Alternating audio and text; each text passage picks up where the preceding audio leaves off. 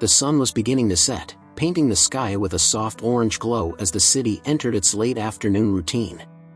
Frank Carter and Mike Benson were patrolling in their squad car, slowly driving through the streets of Ashtonville, a mid-sized city with its share of daily problems.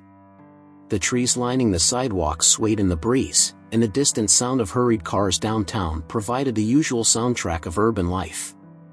Frank and Mike had been partners for almost 12 years, old friends who had been through various situations together. Both were in their mid-40s, but time in the police department had treated each of them differently.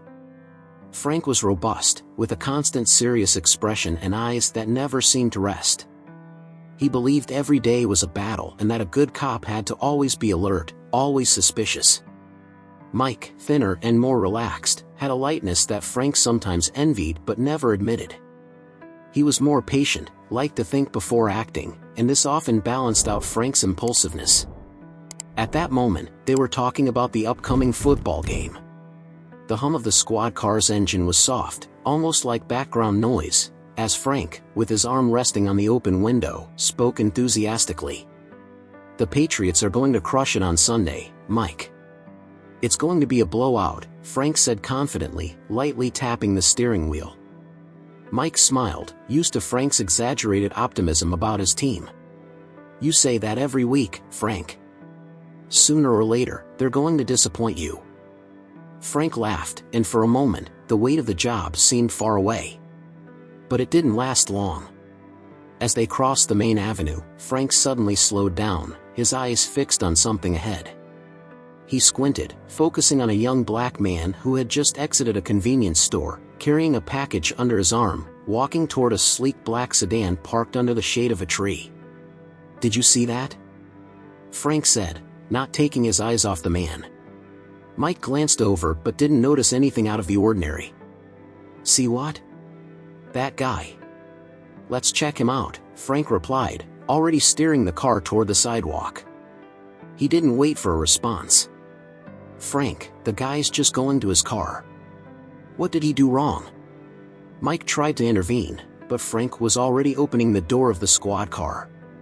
He looked at Mike with an expression that said he had done this kind of stop before. "It was just another one." "You never know," Frank muttered, stepping out with firm, determined steps. The young man, who was about to open his car door, turned around when he heard Frank's voice.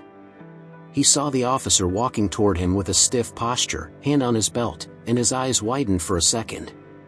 But he didn't make any sudden moves. Instead, he tried to stay calm. "Is there a problem, officer?" the young man asked, his voice calm but with a hint of apprehension. He was still holding the package, which now felt heavy in his hands. "ID," Frank said bluntly, not even answering the man's question. "What are you doing around here?" The young man blinked, surprised. "I'm heading home. I work at the precinct. I'm a cop too. I have my badge in the car." Frank didn't hesitate. "A cop, huh? All right, where's the badge then?" Before the young man could respond, Frank was already shoving him against the car with force. The package fell to the ground, making a muffled sound as it hit the asphalt. Frank frisked him without ceremony, pressing him against the sedan. "If you're a cop, where's the badge?" he repeated with disdain, as if the young man were telling an obvious lie. "It's in the glove compartment," the young man replied, his voice trembling with indignation but still trying to keep his composure. "Please, look. I'm telling the truth." Mike, who had been watching the scene closely, took a step forward, uncomfortable with how Frank was handling the situation. "Frank, hold on," he said, his voice firmer now. "He said he's a cop. Let's check it out before we do anything else." Frank sighed, not loosening his grip on the young man. "Search the car, Mike." Reluctantly, Mike walked over to the sedan. He opened the driver's side door and searched the glove compartment. There, among some papers, he found the badge, legitimate and shining. Holding it in his hand for a moment, Mike felt a weight settle in his chest before raising his gaze to Frank. "Frank, he's one of us," Mike said, holding up the badge for Frank to see. For a brief moment, Frank's face froze. The discomfort began to spread, as if reality was finally sinking in. He slowly released the young man, his heart pounding faster than he would admit. The feeling of having made a mistake crept in like a growing shadow. "Sorry," Frank said, but the words sounded dry, almost lifeless. He wasn't the kind of man who admitted mistakes easily. It must have been a misunderstanding. The young man adjusted his clothes, clearly indignant. His eyes locked on Frank's for a long second, heavy with a mix of frustration and exhaustion. "Too common a misunderstanding," he muttered, not taking his eyes off Frank. He took the badge from Mike's hand, offered a brief thanks, got into the sedan, and drove away without looking back. The sound of the engine fading into the distance left an awkward silence between the two partners. Frank stood there, watching the car disappear, his lips pressed into a tight line. He felt the weight of his mistake but pushed it to the back of his mind. "Let's go," he said, getting back into the squad car, trying to act as if nothing had happened. Mike remained silent for a moment, but the discomfort on his face was clear. He had known Frank long enough to recognize that something inside him was stirred, even if he would never admit it. As he started the engine, Mike wondered if this misunderstanding had left a deeper mark on both of them than Frank was willing to accept. The next morning, Margaret's room felt different. The light filtering through the heavy curtains had a softer tone, as if reflecting the lighter state of mind of its occupant. Jack entered the room with careful steps, observing the serene expression on Margaret's face. For a moment, he almost forgot the unusual task he had accepted the day before. "Good morning, Mom," Jack said, his voice firmer but filled with a gentleness he didn't usually use with his patients. Margaret opened her eyes slowly, and a smile appeared on her tired face. The softness of that moment was something he had never witnessed before. It was as if, in that smile, Margaret's life regained meaning. "Good morning, Michael," she replied, her voice weak but with a tenderness Jack didn't expect. The two spent the morning talking like mother and son. Margaret relived old memories, as if she were talking to the real Michael, recalling moments of affection and laughter. She spoke of picnics by a lake, afternoons spent taking him to the park to play, of birthdays where she had done her best to make them special. Jack listened attentively, nodding and responding with simple phrases like, "I remember, Mom," or "It was a wonderful day." Every word Margaret spoke was imbued with nostalgia and regret. She smiled as she spoke of the good moments, but soon her expression changed, revealing a deep sadness. "I should have spent more time with you, Michael. I was so busy, with work, with money. I thought I was doing my best for you, securing your future, but now I see I was wrong. I was losing you all along." Jack felt something tighten in his chest. He wasn't Michael, but hearing those words transported him to his own past. He thought of his mother, someone who never had time for him, who was also too busy with life to notice he was drifting away. Jack, in some way, was the Michael of his own story, a son left aside, invisible, until it was too late. "You were doing what you thought was right," he said, his voice carrying more emotion than he intended. "I know that now." Margaret looked at him with tear-filled eyes. "Michael, I wish so much I could go back in time. To have done things differently. To have been a better mother to you." Jack swallowed hard, feeling the conflict grow within him. He knew he wasn't her son, but hearing those words, it felt as if he were speaking to his own mother, as if he were finally receiving the redemption he never thought would come. The role he had accepted was no longer just a simple act. He was getting emotionally involved in a way he hadn't anticipated. Every word Margaret spoke reopened old wounds in Jack, forcing him to confront his own repressed emotions. That afternoon, the conversation between them deepened. Margaret asked to look at old photo albums that were stored in a chest beside the bed. Jack retrieved the albums and opened them, carefully turning the pages as Margaret pointed to the pictures. "This was your first birthday. I remember how happy you were with the cake. I spent hours planning those parties, trying to make everything perfect. I thought I was doing my best, but sometimes what children need most is just our presence, isn't it?" Jack only nodded. His throat was tight, and he struggled to maintain his composure. He flipped through the photos as if he were seeing his own life, a sequence of lost moments, a child waiting for attention, waiting for love. "Do you forgive your mother, Michael?" Margaret asked, her eyes fixed on an old photo of a boy smiling next to a birthday cake. Jack felt the weight of the question. It was the question he had never been able to answer in his own life. He had always carried the pain of abandonment, of emotional neglect. And now, in front of a woman who wasn't his mother but represented so much of his own wounds, he felt a strange need to forgive. "Yes, Mom," he said, his voice faltering slightly. "I forgive you." Margaret sighed deeply, as if those words had eased a burden she had carried for decades. Jack, on the other hand, felt something inside him had also changed. The weight he had carried for years seemed lighter. The late afternoon sky painted Margaret Walton's room with soft orange tones, while silence reigned in the mansion. The stillness had become a constant presence in recent months, a reflection of the monotonous routine and the days dragging on. However, today, a certain tension lingered in the air. Margaret seemed calm on the surface, but her eyes revealed a subtle anxiety. Jack was by her side, adjusting the pillows and checking the medications when the housekeeper entered the room, interrupting the calm rhythm. "Mrs. Walton, your lawyer, Mr. Hendricks, has arrived," she informed with a slight bow. Margaret sighed and nodded. "Thank you. Let him in." Jack, understanding that the visit was to discuss personal and private matters, prepared to leave the room.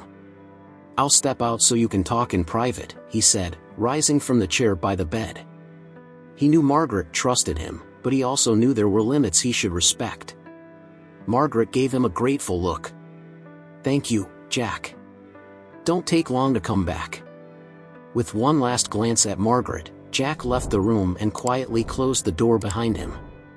Outside, he found a nearby armchair in the hallway, where he decided to sit and wait for the meeting to end. Meanwhile, he allowed his mind to wander, and his thoughts inevitably turned to the woman lying in the bed. Margaret Walton wasn't an ordinary woman. To many, she had always been an unreachable figure, rich, powerful, and always in control. But Jack knew the real Margaret was very different from what her wealth might suggest. The woman he had come to know over the weeks of care carried a much heavier burden than money and success could alleviate. Her husband, an influential business tycoon, had died a few years ago. It was at that point that Margaret's life began to fall apart. The death of the man who had helped build her empire not only shattered her emotionally but also disrupted everything she knew. Grief, however, was not something Margaret displayed publicly. She kept it to herself, maintaining the facade of a strong woman, but inside, her world began to crumble. As time passed, her husband's absence left Margaret increasingly isolated.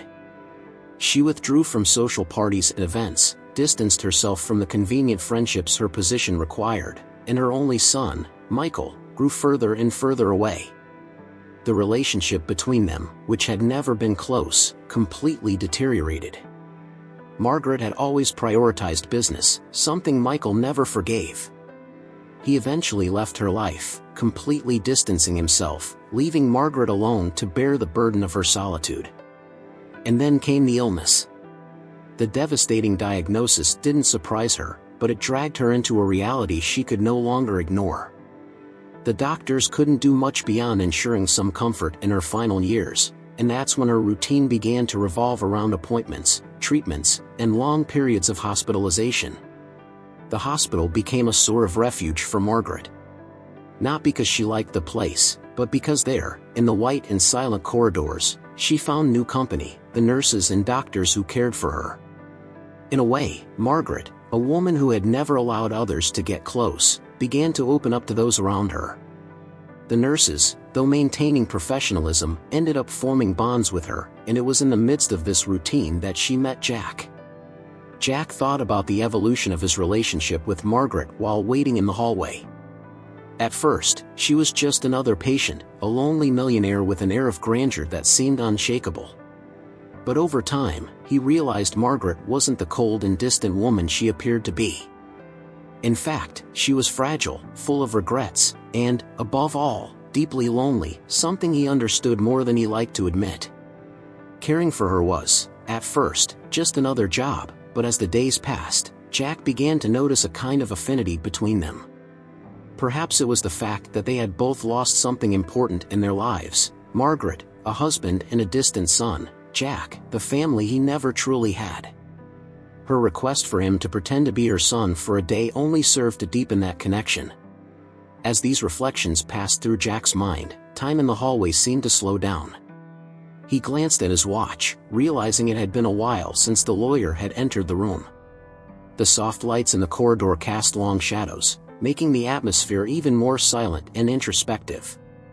Suddenly, the door to the room opened, and Mr. Hendricks, the lawyer, emerged with a serious but calm expression. He exchanged a brief nod with Jack, signaling that the meeting was over. "All is in order, Mr. Walker," the lawyer said politely. "Mrs. Walton would like to see you again." Jack nodded and, without asking any more questions, returned to Margaret's room. Upon entering, the atmosphere was calmer than before. Margaret lay quietly, breathing softly, her eyes half open, watching the window and the curtains that gently swayed with the wind. She smiled when she saw Jack. "Just in time, Michael," she said softly. Jack approached, carrying the tray with the medications, and sat down by her side again. He knew that throughout the day, Margaret's moments of clarity were becoming rarer. More and more, she was immersing herself in the comforting illusion that Jack was her son, Michael. "How are you feeling, Mom?" he asked, with a caring tone, repeating the phrase he had said earlier, diving once more into the role she so desperately needed. Margaret took a deep breath and looked at him. "I'm at peace, my son. That's what matters."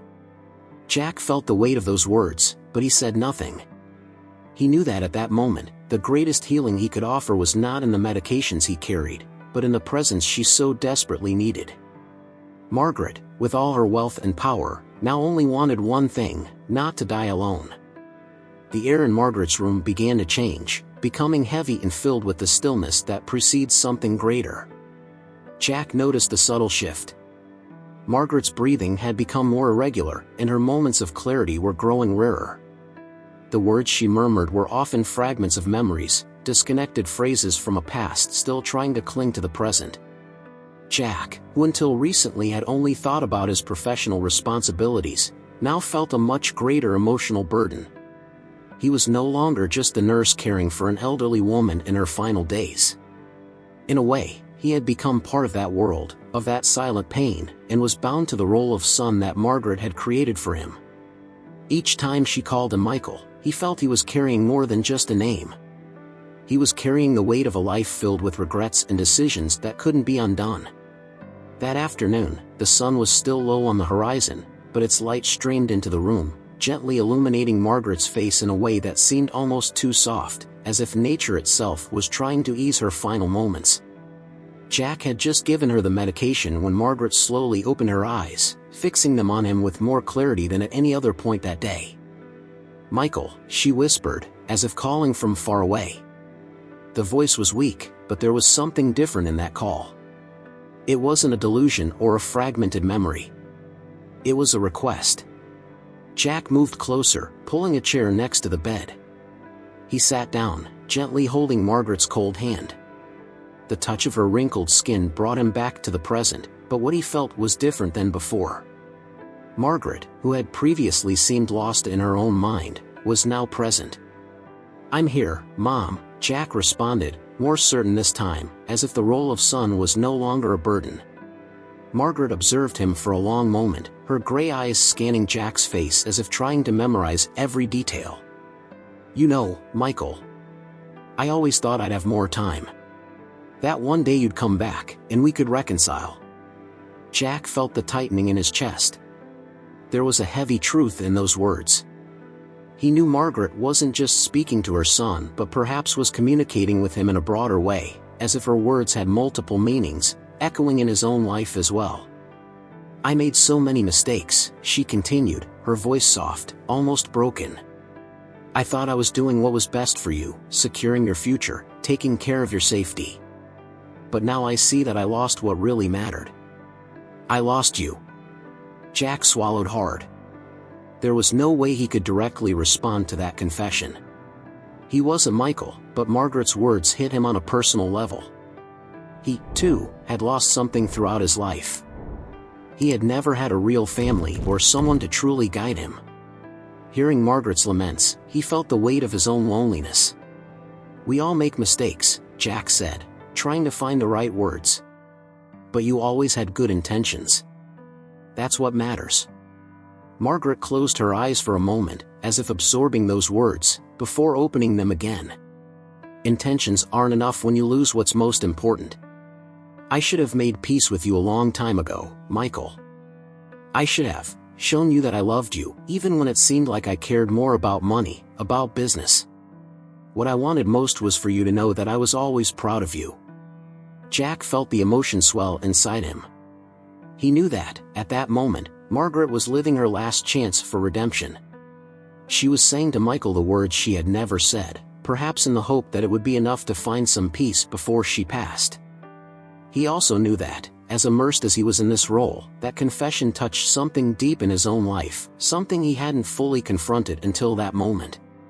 "Mom, you did what you thought was right. I know that now," Jack said, his words filled with unexpected emotion. I forgive you." Those words seemed to cut through the air in the room. Jack didn't know if he was speaking as Michael or as himself. Maybe it was both. Perhaps he was also, in some way, forgiving his own parents, his own story of abandonment and neglect. Either way, he felt a weight being lifted. Margaret took a deep breath, as if those words had brought her a calm she hadn't felt in years. The smile that formed on her lips was small but genuine. "Thank you, my son. Thank you for giving me this peace." Jack squeezed Margaret's hand more firmly, feeling the warmth that remained in her skin. He didn't know how much longer she had, but he knew that moment of clarity had been a gift, for both her and him. Margaret closed her eyes again, this time with a serenity Jack hadn't seen before. The fatigue was finally taking over, but he remained by her side, holding her hand, following each breath as if trying to prolong time. "You are a good son, Michael," she whispered, already on the edge of sleep. Jack felt his eyes fill with tears, but he remained firm. "And you were a good mother." The days that followed were a slow and painful fading away. Margaret, who at times seemed to find solace in her conversations with Jack, was now becoming more and more fragile. The light of life that had still shone in her eyes was beginning to dim, and the reality of death approached silently. Jack, who had never expected the role of son to be so emotionally involving, was deeply affected. He spent hours by her bedside, watching the small changes in her breathing and how she seemed to drift further away each day. Each time she called him Michael, Jack felt a mix of sadness and empathy. There was no longer any confusion in his mind about what he was doing. He was there, being the son Margaret had longed to see before she left. That afternoon, the sky was gray, and a light rain began to fall, creating a soft sound against the mansion's windows. Jack, sitting in the chair beside the bed, looked at Margaret, who now barely opened her eyes. Her breathing was shallow, and the energy that had once allowed her to speak of the past was almost completely gone. Jack had given her the medication, but he knew it could no longer offer much beyond some temporary relief. He held her hand, a hand that now felt colder than warm, heavier than before. As silence reigned, Jack let his mind wander once more. He thought about everything that had happened since Margaret had made that improbable request for him to pretend to be her son for a day. At first, it seemed distant, even unsettling, but now, that simple request had turned into something much deeper. He wasn't just a passing companion for Margaret. He had become part of a final journey, a bond she needed to close her life's chapter with some peace. And, somehow, that journey was also healing something inside him. Jack had always lived a reserved life, with a certain coldness to protect himself from the disappointments life had brought him. He had no close family, no real connections beyond a few longtime friends. He had lost his parents early, and that emptiness had always followed him. The role he now played was not just for Margaret. In some way, he was also trying to fill his own emotional gaps. Margaret stirred slightly in bed, bringing Jack back to the present. She slowly opened her eyes and found him there, by her side, as always. Her gaze seemed more distant, more ethereal, but she still recognized him. "Michael," she whispered with difficulty, her voice barely audible. Jack moved closer to the bed, leaning in so she could see him better. "I'm here, Mom," he replied, his tone soft but filled with emotion. Margaret tried to smile, but she was too weak to hold the expression. "You know, I always wanted you to know that I loved you. Even with all the mistakes I made." Jack felt the tightness in his chest. He no longer knew if he was speaking as Michael or as himself. Perhaps it was both. He had come to love this fragile woman, despite the context built around them. "I know, Mom," he said, struggling to keep his voice steady. "I know that now." Margaret took a deep breath, as if gathering strength for her final words. I'm ready, Michael. I'm ready to go, in peace." Jack squeezed her hand, feeling her fragility increase. "You'll rest now," he said, trying not to let the tears come. "You'll rest." A final breath escaped Margaret's lips, as soft as the sound of the rain tapping against the windows. She said nothing more. Her eyes closed slowly, and her hand, still holding Jack's, gradually loosened until it lay limp. Jack remained there, still holding her hand, not moving for a long time. He knew Margaret was gone, but something inside him couldn't let go of that moment. He had prepared for this, but now, faced with reality, the impact was stronger than he expected. It wasn't just the end of Margaret, but the end of an emotional journey that had changed him in ways he couldn't predict. He finally let go of her hand and closed his eyes, allowing the tears he had held back for so long to finally fall. Margaret's death didn't hit him just as the loss of a patient. It was the loss of a connection he hadn't known he needed. The loss of a kind of family that, as brief and illusory as it was, had been real in its emotions. Jack sat beside her for a few more minutes, breathing slowly, absorbing the weight of that moment. He looked at Margaret's face, now calm, almost serene. She had found the peace she had sought. And, in some way, he had too. A few days had passed since Margaret Walton's death, and the mansion, once so filled with heavy silences, now seemed empty for good. Jack's daily routine unraveled with her departure, and he felt somewhat disoriented. He had grown accustomed to Margaret's presence, their conversations, the moments of reflection at her side. But now, there was only the echo of his thoughts and the absence she had left behind. Margaret's funeral was discreet, just as she would have preferred. Few friends and distant relatives attended, but her son, Michael, was not among them. For Jack, who had witnessed Margaret's final moments up close, that absence was not surprising. Margaret had left knowing that her biological son wouldn't visit her, and in some way, she had made peace with that. However, for Jack, Michael's absence carried a pain he couldn't fully understand. Shortly after the funeral, Jack received an unexpected phone call. Margaret's lawyer, Mr. Hendricks, had requested a meeting. Though confused about the reason, Jack agreed and went to the lawyer's office. Upon arrival, Hendricks greeted him with a serious but courteous expression. He led him to a small, well-decorated conference room, where some papers were laid out on the table. Jack, still not fully understanding the reason for the meeting, sat down and waited for the lawyer to explain. "Mr. Walker, thank you for coming," Hendricks began, adjusting his glasses before continuing. "Mrs. Walton instructed me to discuss some important details with you after her passing." Jack frowned. "I don't know what there could be to discuss. My work here is done, she's already at rest." The lawyer gave a small smile, as if knowing this would surprise him. "Yes, your work as her nurse is over. But your relationship with Mrs. Walton was more personal than that. She spoke about you often in our last meetings." Jack remained silent, now completely intrigued. "What do you mean by that?" Hendricks sighed lightly and pushed a sealed envelope toward Jack. "Mrs. Walton revised her will shortly before she passed. And she did something that will surely surprise you." Jack took the envelope, his hands feeling the symbolic weight it carried. As he opened it, he felt a mix of confusion and apprehension grow within him.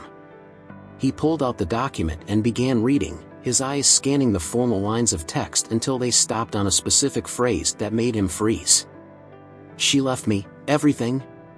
The lawyer nodded slowly, watching Jack's reaction. "Yes, Mr. Walker. Mrs. Walton named you as the primary beneficiary of her will. Her entire fortune, her assets, her properties, everything was left to you." Jack didn't know what to say. He felt as if the ground had disappeared beneath his feet. "But I'm nobody. I'm not family. I'm just a nurse." Hendricks leaned forward, his eyes softer than before. "Mrs. Walton didn't see you as just a nurse. In her final months, you were the person by her side, day and night. You were the one who gave her the comfort and peace she so desperately sought. She knew her son would never forgive her, would never return to see her. But you gave her something no one else could." Jack blinked, feeling the weight of Hendricks' words. He had always known his relationship with Margaret was special, but he had never imagined she would see him as more than a caretaker. To her, he had indeed been the son she had never had near her in her final days. "She also left me a letter to give to you," Hendricks added, pulling out a smaller envelope from the folder beside him. "I believe it will explain her reasons better." With trembling hands, Jack took the letter and slowly opened the envelope, sensing that within that piece of paper lay answers he needed but feared to find. As he unfolded the letter, he read Margaret's words, which, even after her death, carried an emotional weight that was almost unbearable. "Dear Jack, I know this may come as a surprise to you, but I want you to understand why I made this decision. In you, I found the kindness, care, and love I had always sought. You were, for a brief moment, the son I wished I had by my side, and even though it all began as an illusion, it became real for me. In my final days, you gave me something that no amount of money in the world could buy, peace. And for that, I am eternally grateful. I know that my fortune never meant as much to you as it did to me in the past. I was a woman obsessed with control, with power, and it was that obsession that drove away everyone I loved, including Michael. But you showed me that there are more important things: compassion, care, human connection. And for that, I want you to have everything I built. I don't see this as a traditional inheritance. I see it as a way to say thank you for being the person I needed in my final days. I know you'll know what to do with this gift. I hope, in some way, it helps you find the peace you also deserve. With all my love and gratitude. Margaret." Jack finished reading the letter, his eyes filled with tears. He didn't know how to respond to this revelation. Margaret had left him her entire fortune, something he had never imagined or asked for. But more than the money, what mattered to him was what those words meant. He had given her the peace she needed, and now, in an unexpected way, she had left him a new path. He looked at Hendricks, who remained quiet, respecting the moment. I don't know what to say." "There's no need to say anything," the lawyer replied calmly. "Mrs. Walton trusted you. Now it's up to you to decide what to do with her legacy." Jack sat there in silence, holding the letter in his hands. He knew that as unexpected as Margaret's gesture was, it carried something much deeper than an inheritance. It was a second chance. Not just for Margaret, but for him as well. Months had passed since Margaret Walton's death, but her impact still resonated deeply in Jack's life. The mansion, now under his ownership, remained a silent monument to everything she had been and everything she had left behind. He was no longer the nurse caring for a woman in her final days. Now, Jack Walker was standing at the beginning of a new phase in his life. Sitting in the mansion's garden, Jack watched the trees gently sway in the wind. The fresh breeze brought a sense of calm, something he had learned to value more than any material wealth. The fortune Margaret had left him wasn't just a sum of money. For Jack, it represented something much greater, a responsibility, and also a liberation. He had decided that the fortune wouldn't just be used for himself.